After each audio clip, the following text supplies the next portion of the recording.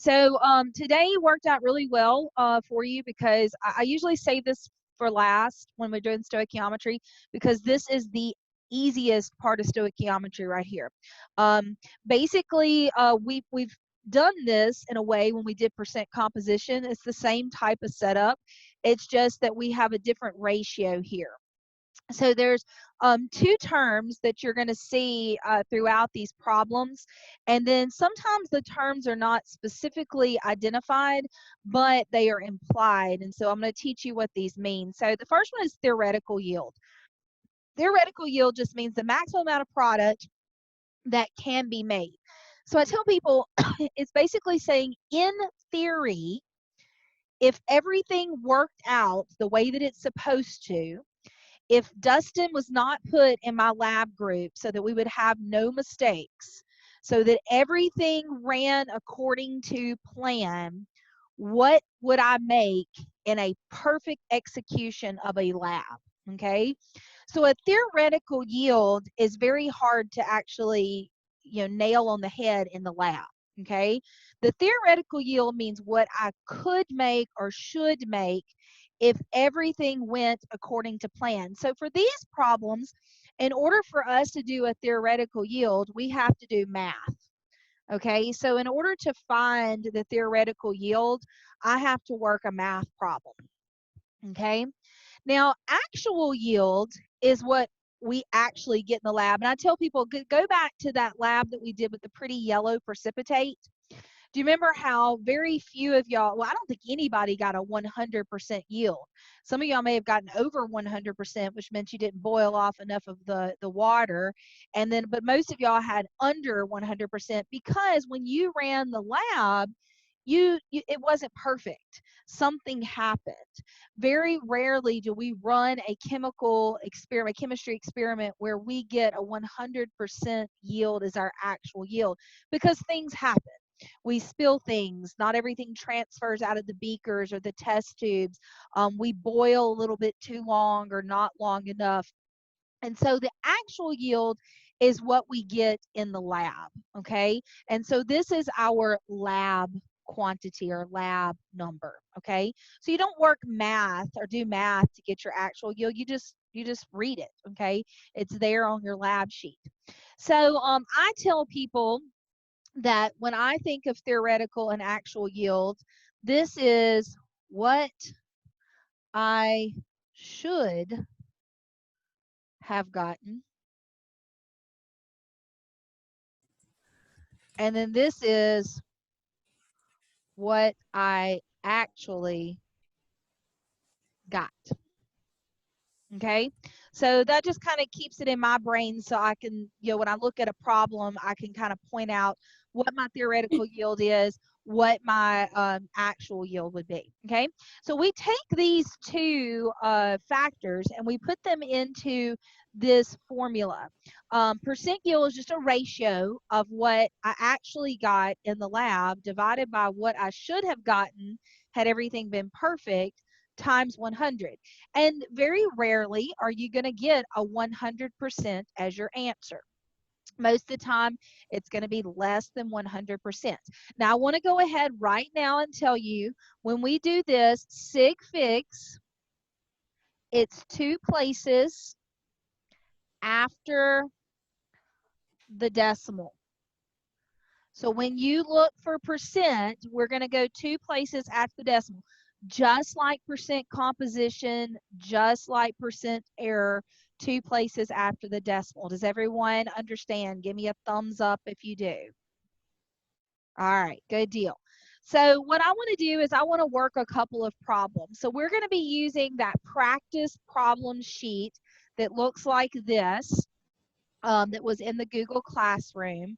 We're going to start by looking at number 3 because it's just really simple. We're going to go through number 3 together. And then after we go through number 3, we'll go back up and we'll work one that maybe has another step or two to it. And then I'll let you ask any questions about percent yield. Okay. So let me get my scratch paper here. So this is number 3 on the practice sheet.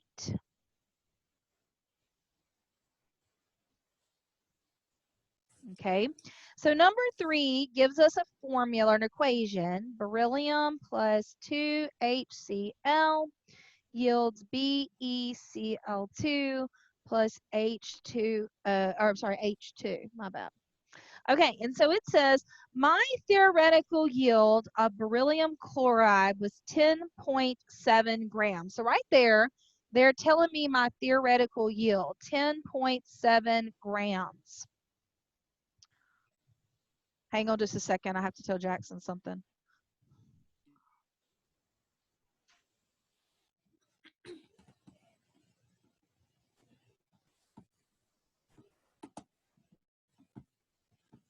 All right, sorry, I've got one kid who's performing in Boware's COVID concert series, and then Jackson is taking part in Meals on Wheels today. So anyway, we're yeah. Okay, so we're running different ways today. All right, so back to number 3. So our theoretical yield was 10.7 grams, and then the actual yield was 4.5 grams. And so they're asking me for my percent yield. That's what I need to find. So what I'm going to do is I don't have to work out any other math because they're telling me my theoretical and my actual yield. So that's good. Yay. So now I'm just going to plug into that formula, and the formula tells us it's actual over theoretical times 100. So at divided by 100. So I'm going to put in my 4.5 grams over my 10.7 grams times 100. Grams will cancel out. And when you work this one, divide first. So 4.5 divided by 10.7 equals times 100. So that's a 42.06% yield. Do you think that's a good yield? No, not the best. You know, if you're shooting for a 100% yield, 42 is less than half of what you wanted. So that's not the best yield. For some experiments, though, that might be a pretty good one. It just depends on what we're working on. So, but that means that I got 42% of what I should have gotten. Okay. So does anyone have any questions right now based on this problem? If you do, unmute yourself.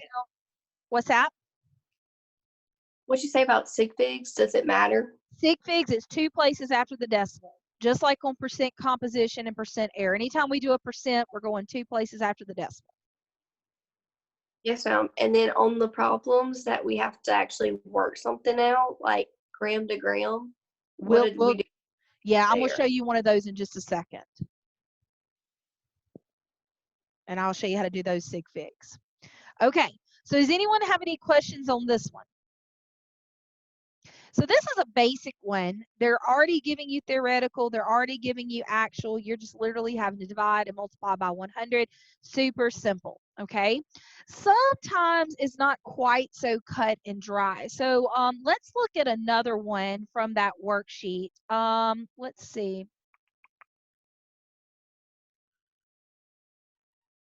Let's look at number 6 on that same worksheet, okay? So flip it over. Let's look at the other side. And let's look at number 6. So Jolie asked a good question, you know, about sig figs on the percent, and we'll go 2 places after. But sometimes we have to do a little more math, and that's what happens on number 6. So let's talk about how we would go about doing that. So on number 6, they're giving us this titanium sulfide reaction.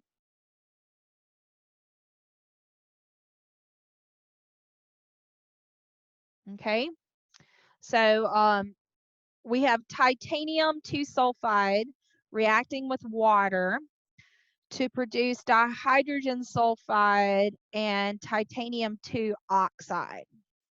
Okay, So in problem 6, they're asking us what is the percent yield. So right off the bat, I know that I'm working a percent yield problem. So that's going to be my unknown. And they tell me that I'm starting with 20 grams of titanium 2 sulfide. Okay.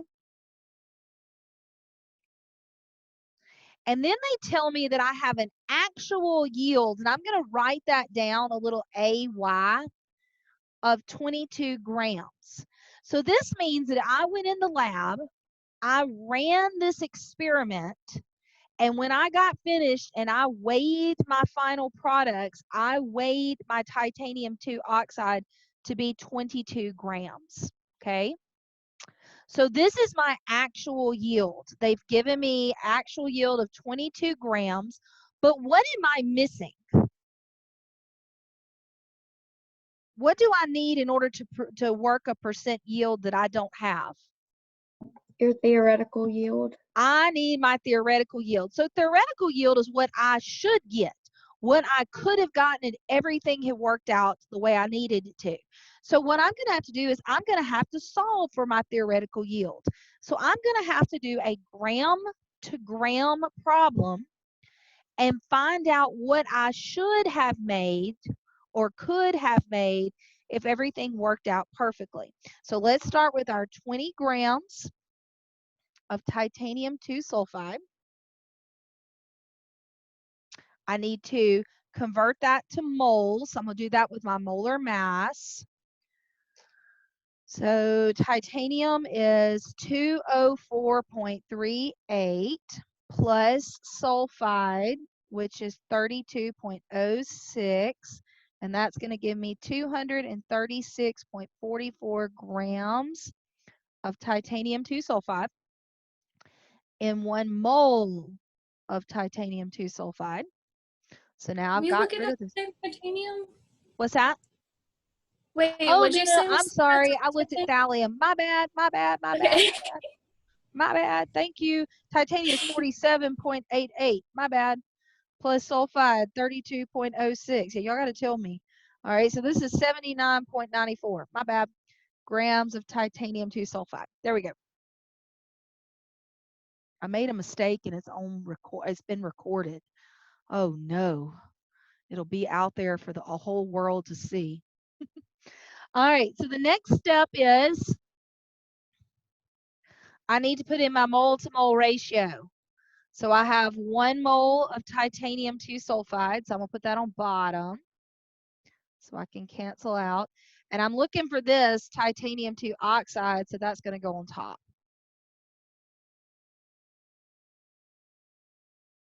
So now I'm left with moles of titanium 2 oxide. Am I done?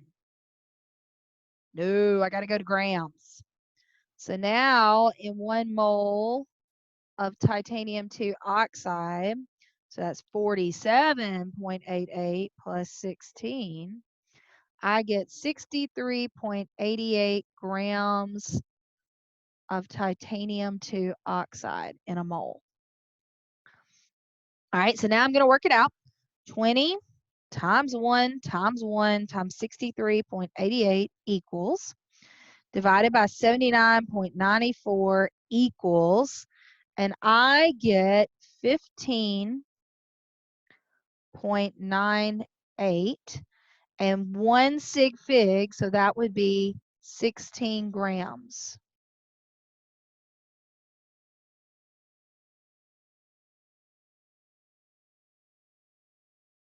All right, let me make sure I punch that in right. 20 times 63.88 equals divided by 79.94 equal.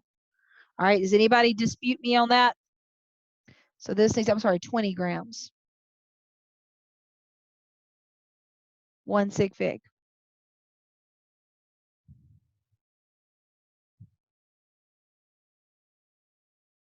Okay, so this is my theoretical yield. So now what do I need to do?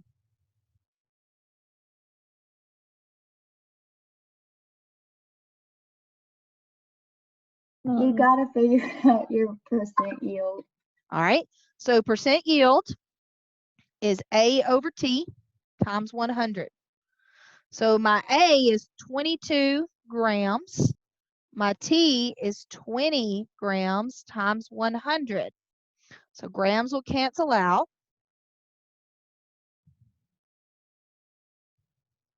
And what did you get?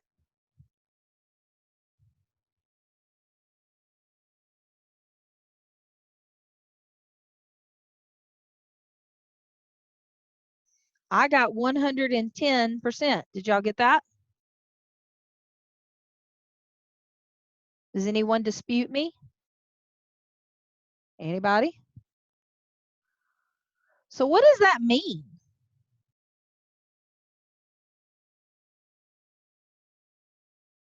They didn't boil out all the water. Yeah, the water may not have fully reacted. I may have put more of this in here than I was supposed to. I may have had some calculation errors with my balance. So somewhere there was a mistake. Okay. So can I have a percent yield greater than 100%? Yeah. Some of y'all did when we did our experiment in class. Some of y'all have more than 100%. So it happens, okay? Most of the time it's going to be below 100, but sometimes it can be, okay, above 100. So does anybody have any questions on this one? Okay, so let's go ahead and do one more, and then we will talk a little bit about the test, okay? So let's do this one. Let's do number 8. Number 8 is H2SO4, and it decomposes into water and sulfur trioxide, 2 hydrogen, 2 hydrogen, 1 sulfur, 1 sulfur, 4, 1, 3, 4 oxygen. So it's balanced. So it says if I start with 89 grams of sulfuric acid and produce 7.1 grams of water, what is my percent yield? Okay, so nowhere in here do they use the word actual or theoretical. Okay, there's no actual and there's no theoretical given to me. So I've got to figure out what this number is. Okay, well, they wouldn't give me the theoretical and not give me the actual because there's no way that I could ever figure out the actual on my own. I'm not there for the experiment. So we know that anytime that they give us the product, what we made, this has got to be the actual yield. This is what they found in the lab. So my job is going to be to find the theoretical yield in grams of water. So I need to do the gram to gram stoichiometry problem. So I have 89 grams of H2SO4. So I need to find my molar mass.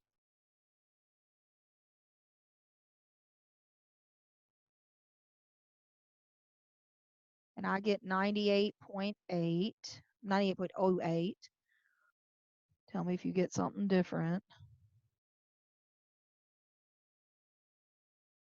Okay, and then I'm going to do my mole to mole ratio.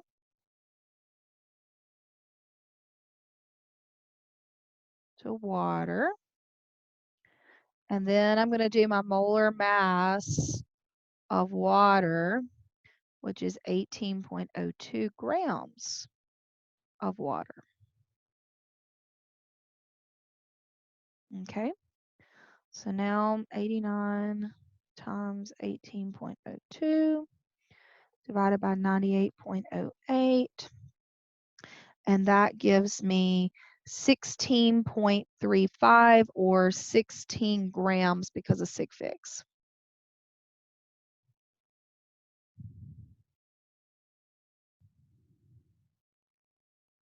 Okay, so this is my theoretical yield. This is my actual yield. So now I need to plug it into my percent yield problem, which is actual divided by theoretical times 100. So 7.1 grams divided by 16 grams times 100. Grams will cancel out.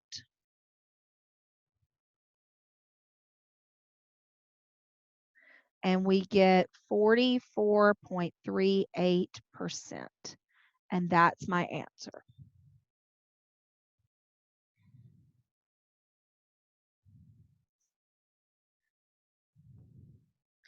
Okay, so does anyone have any questions about percent yield?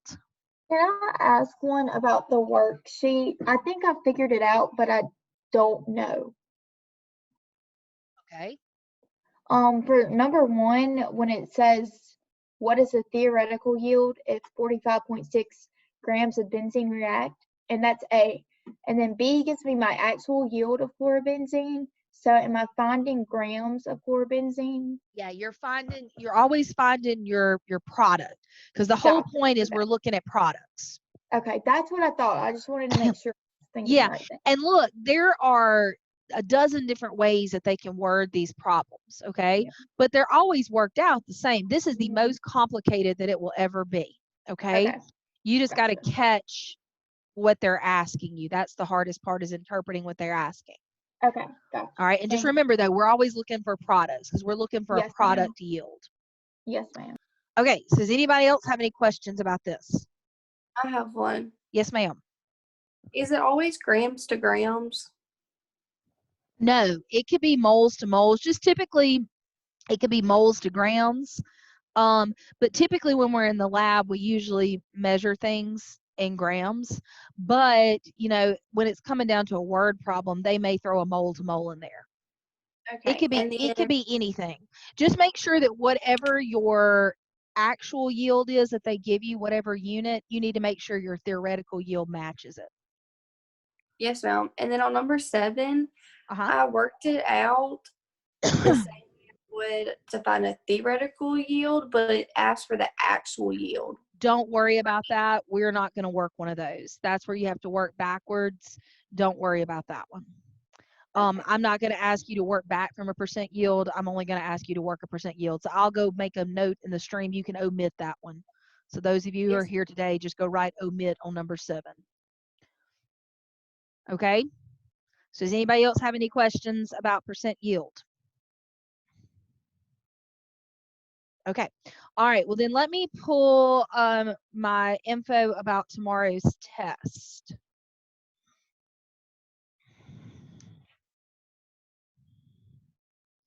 So tomorrow's test is not a lengthy test. It only has 12 problems.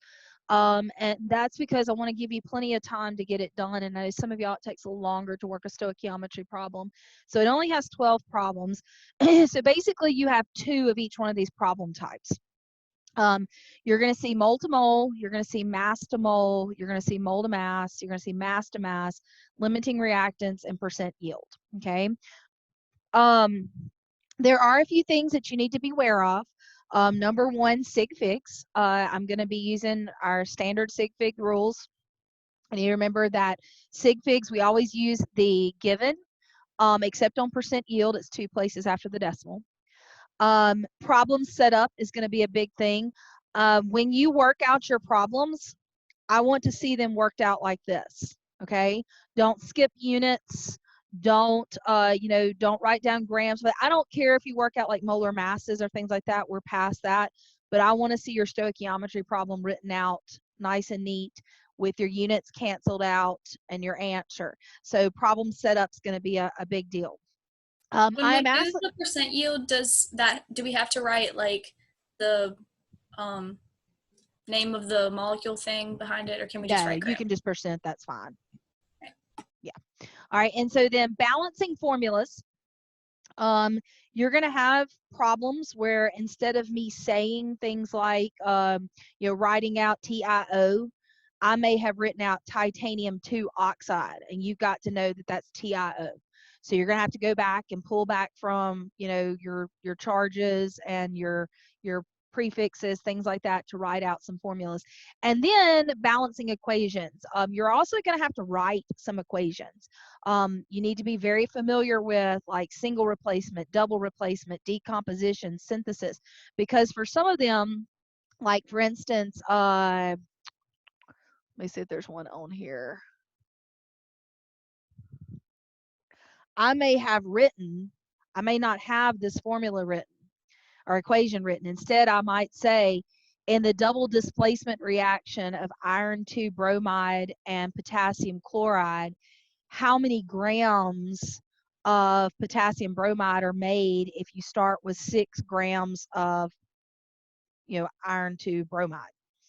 And so everything will be written out and you won't necessarily have an equation. So you're going to have to write down some equations, okay? You can do it. This is just taking everything that we've done so far and putting it together as your skills to work the test, okay?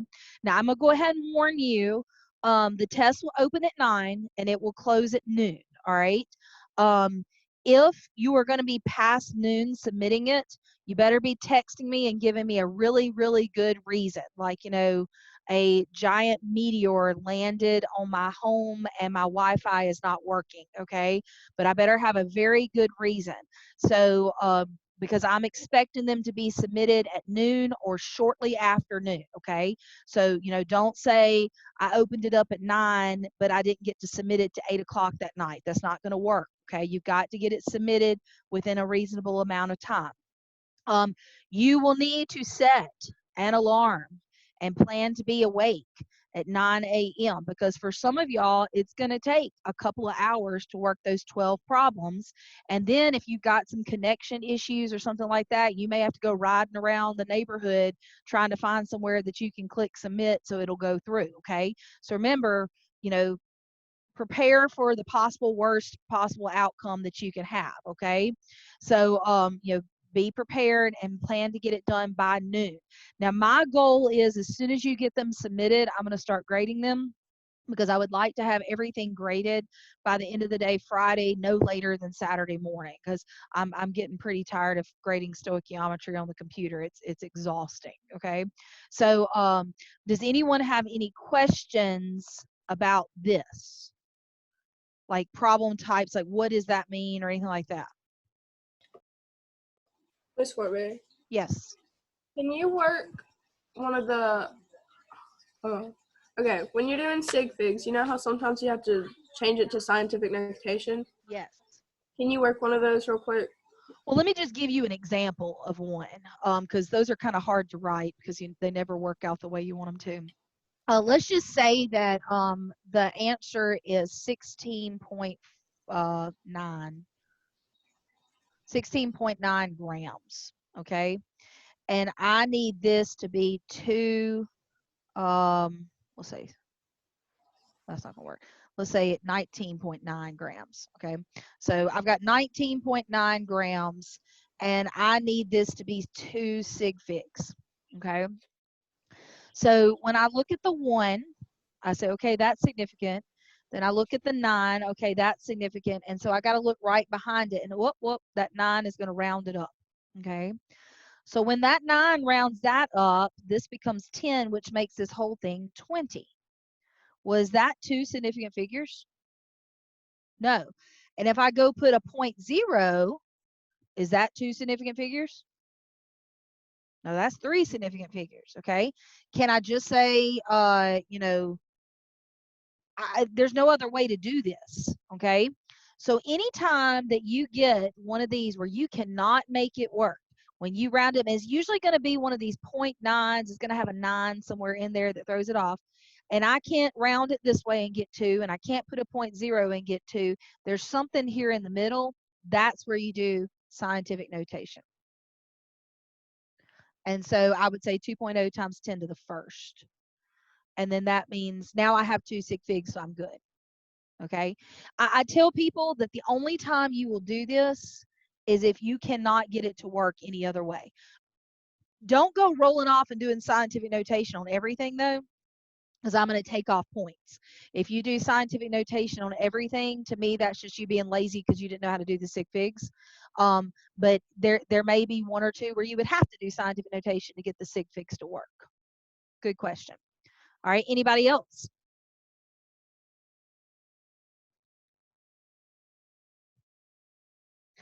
Okay, I'm going to put this back up here for you. I don't remember which video this was part of, but this is the roadmap to stoichiometry problems. And I usually tell students that, to have this handy when you're taking your test, just so that way you kind of know where you're going and where you need to stop. I will tell you, in grading some people's papers, one of the big things that I have noticed on missed problems is that people were supposed to maybe go all the way here and they stopped right here. Or maybe they were supposed to stop here, but they took it another step. And that's because they did not write down units, they did not write down their knowns and their unknowns, and all of those things are going to help you when you work a problem. Okay. And then also double check yourself, because a lot of y'all, like the problem may have been 25.0 and you wrote down 2.5 or 250. Okay, so make sure you check really carefully and run your molar masses more than one time. I mean, you saw what I just did with the titanium. I was looking at thallium. And if I had gone back later on and rechecked my work, I would have caught it. So always check yourself, because it's real easy to make a mistake on these. Miss Thornberry, Yes, ma'am. I'm going back and erasing all of my answers to do sig figs Yeah. because on the worksheet, after I worked out my problems, I went and I saw what the answers were, and the answers weren't in sig figs. Yeah, on some of those practice worksheets, they're not. Some of those practice worksheets, they're not. I think I said that in the material thing, because some of those are worked out by other people, not by me. Those were just extra resources. We would have normally done those in class with me face to face, working them out with you. But instead, I just gave you the answers that I had printed out. But you go by my sig fig rules. Yes, ma'am. Okay. All right. So does anyone else have any other questions about the test tomorrow?